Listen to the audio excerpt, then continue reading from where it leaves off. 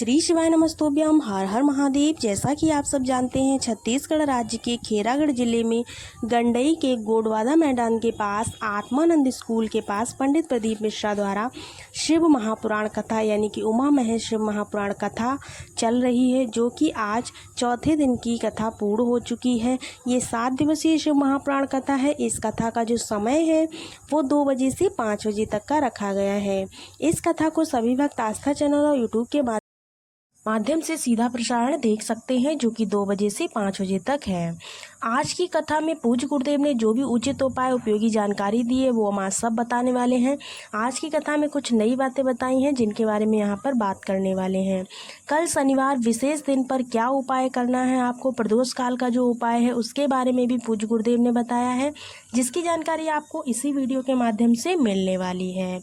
आज है 21 जून, जो कि 21 जून को अंतर्राष्ट्रीय योग दिवस के रूप में मनाते हैं। तो यहाँ पर पूज्य गुरुदेव ने कथा शुरू होते ही कहा कि सभी को अंतर्राष्ट्रीय योग दिवस की बहुत बहुत बधाइयाँ तथा योग करने की सलाह भी दी है, क्योंकि योग करने से व्यक्ति निरोगी रहता है, ऐसा पूज्य गुरुदेव ने कहा है। गुरुजी ने कहा कि इतने बड़े जीवन में कभी न कभी दुख जरूर आता है। जो भगवान की साधना करते हैं, भक्ति करते हैं, उनको भगवान दुख में नहीं रहने देते हैं, उनको दुख काटने आना ही पड़ता है। इसलिए पूज्य गुरुदेव कहते हैं कि 1 लोटा जल हमेशा चढ़ाते रहना चाहिए, जिससे कि भगवान का ध्यान हमारी तरफ लगा रहे। बढ़ते हैं आज की कथा की दूसरी जानकारी की तरफ। भगवान तुमको धनवान बना देंगे, करोड़पति बना देंगे, ऊंची से ऊंची कुर्सी पर भी बिठा देंगे, नौकरी भी दे देंगे, सब कुछ दे देंगे, पर भगवान सहनशीलता सभी को नहीं देते हैं। सहनशीलता केवल वो अपने भक्त को ही देते हैं। जो भक्त उनकी भक्ति में लीन हो जाता है उसको ही वो सहनशीलता देते हैं। बढ़ते हैं आज की कथा की तीसरी जानकारी की तरफ। पूज्य गुरुदेव ने कहा, भगवान कभी भी सुंदरता को देखकर नहीं रिझते हैं, ना ही पद को देखकर, ना ही प्रतिष्ठा को देखकर। भगवान सबको सुंदरता, पद, प्रतिष्ठा, पहचान, पैसा सब कुछ देंगे। ये सब कुछ तुमको मंदिर में दर्शन भी करवा देगा, जल्दी से जल्दी दर्शन करवाएगा, आगे भी बैठलवा देगा कि आगे बैठकर आप दर्शन कर लें। लेकिन शिव महापुराण कथा कहती है यह शंकर भगवान को कभी भी नहीं पा सकते हैं, क्योंकि शंकर भगवान की जो परम भक्ति तक नहीं पहुंचा जा सकता है। पैसा, धन, प्रतिष्ठा कुछ भी आपको उनकी भक्ति तक नहीं पहुंचा सकता। इसलिए शंकर भगवान को कभी भी पैसे वाली चीज़ नहीं चढ़ाई जाती है।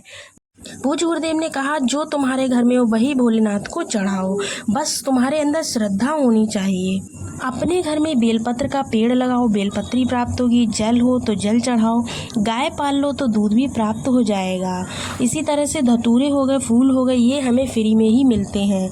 तो ऐसी चीज़ें ही भगवान शंकर को चढ़ती हैं। बढ़ते हैं आज की कथा की चौथी जानकारी की तरफ। कुछ माताएं कह रही थी कि हम सीहोर कावड़ यात्रा में आए तो हमें क्या मिलेगा। तब गुरुजी ने कहा, डंडा अपना लाओ, लोटा अपना लाओ, आपका होना चाहिए। जल अगर घर से ला सकते हो तो जल भी अपने घर से भर कर लाओ, तो बहुत अच्छी बात है। कावड़ यात्रा जो है वो शनिवार को है, प्रदोष की विशेष तिथि में शुरू होगी। इस दिन एक बार आप कावड़ यात्रा में आकर देखो, आपको अगले साल तक खुद ही पता चल जाएगा कि भगवान भोलेनाथ ने आपको क्या दिया है। बढ़ते हैं आज की कथा की 5वीं विशेष जानकारी की तरफ। गुरुजी ने कहा, यह कथा 24 जून 2024 को पूर्ण हो जाएगी। इसके बाद की जो कथा है वो विदिशा में गिरधर कॉलोनी में 30 जून से शुरू होकर 6 जुलाई तक चलने वाली है। इस कथा का जो नाम होगा वो वेतवती शिव महापुराण कथा होगा, जिसमें हम बेतवा नदी के बारे में बात करने वाले हैं। इस कथा का जो समय रहेगा वो 1 बजे से लेकर 4 बजे तक रहेगा। इसका सीधा प्रसारण आप लोग आस्था चैनल और यूट्यूब के माध्यम से देख सकते हैं। बढ़ते हैं आज की कथा की 6वीं जानकारी की तरफ। ममता श्रीवास पत्र लेकर आईं, जिन्होंने पत्र में लिखा कि उनकी एक पुत्री के बाद गर्भ ही नहीं ठहर रहा था। 2020 में उनको गर्भ ठहरा, पुत्र हुआ, लेकिन वो नहीं रहा। फिर हम सीहोर जाकर कंकर शंकर का पूजन किए।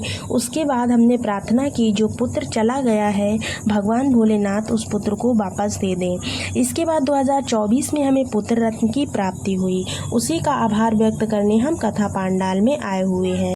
बढ़ते हैं आज की कथा की 7वीं जानकारी की तरफ। कावेरी शर्मा पत्र लेकर आई, जिसमें उन्होंने लिखा, मेरे पति को गले में कैंसर हो गया था। मुझे नहीं पता था कि आपके द्वारा कहा गया ये जल जो भोलेनाथ पर चढ़ता है इसका इतना ज़्यादा महत्व होता है। आपने कथा में कहा कि जांच करवाओ, मैंने जांच करवाई, डॉक्टर को भी दिखाया। उसके बाद आपने कहा कि जल चढ़ाओ, तो मैंने जल चढ़ाया, जल का आचमन करवाया। इस प्रकार से जब मैंने किया है तो मेरे पति अब बिल्कुल ठीक है। जब मैंने उनकी जाँच करवाई तो उनको कैंसर नहीं निकला। इसी का आभार व्यक्त करने मैं कथा पांडाल में आई हूँ। बढ़ते हैं आज की कथा की 8वीं जानकारी की तरफ। राज दुलारी पत्र लेकर आई। उनके 3 पुत्र हैं। तीनों पुत्रों को वो पढ़ा लिखा नहीं पाई, सिर्फ मझले को उन्होंने सिलाई सिखा दी थी। इसके बाद वो दोनों पुत्रों यानी कि बड़े व छोटे पुत्र के साथ कथा सुनने के लिए गईं, तो कथा सुनने का न जाने कैसा प्रभाव हुआ कि उनके दोनों पुत्रों को सरकारी नौकरी लग गई। उसी का आभार व्यक्त करने कथा पांडाल में आई हैं। बढ़ते हैं आज की कथा की 9वीं जानकारी की तरफ। पूज्य गुरुदेव ने कहा कि खूब पढ़ो, खूब पढ़ाई करो, कोई कमी ना रखो अपनी तरफ से, लेकिन जब भी एग्ज़ाम देने जाओ तो एक बेलपत्र के बीच वाली पत्ती पर शहद लगाकर महादेव की शिवलिंग पर चिपकाकर ज़रूर जाओ। इसको चिपकाने से क्या होगा, महादेव का विश्वास और आपकी मेहनत जो है जब एक साथ होगी तो आपको निश्चित सफलता एग्ज़ाम में मिलेगी ही। बढ़ते हैं आज की कथा की 10वीं जानकारी की तरफ। संध्या साहू पत्र लाई।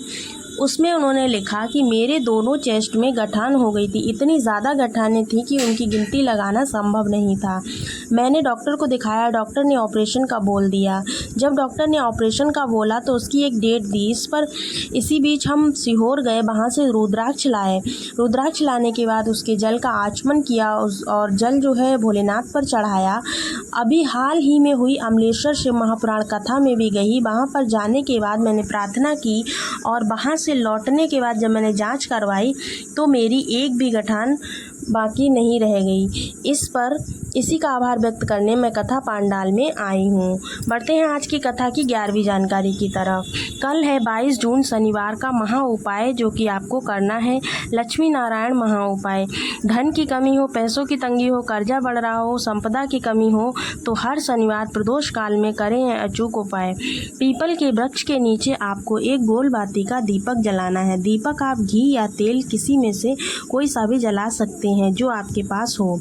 आपके सारे काम इस उपाय को करने से बनने लगेंगे। इस उपाय को करने का हर शनिवार को एक नियम बना लीजिए कि हर शनिवार के दिन पीपल के वृक्ष के नीचे एक गोल बाती का दीपक जरूर लगाएं। इसमें चाहे तो घी डालें और चाहे तो तेल का यूज़ करें। आज की कथा में बताए गए सभी उपाय और सभी उचित जानकारियाँ हमने इस वीडियो के माध्यम से दी हैं। अगर किसी प्रकार का कोई डाउट है तो कमेंट्स बॉक्स में कमेंट करें और चैनल को लाइक, सब्सक्राइब और शेयर ज़रूर करें। मिलते हैं अगले वीडियो में, तब तक के लिए श्री शिवाय नमस्तोभ्याम, हर हर महादेव।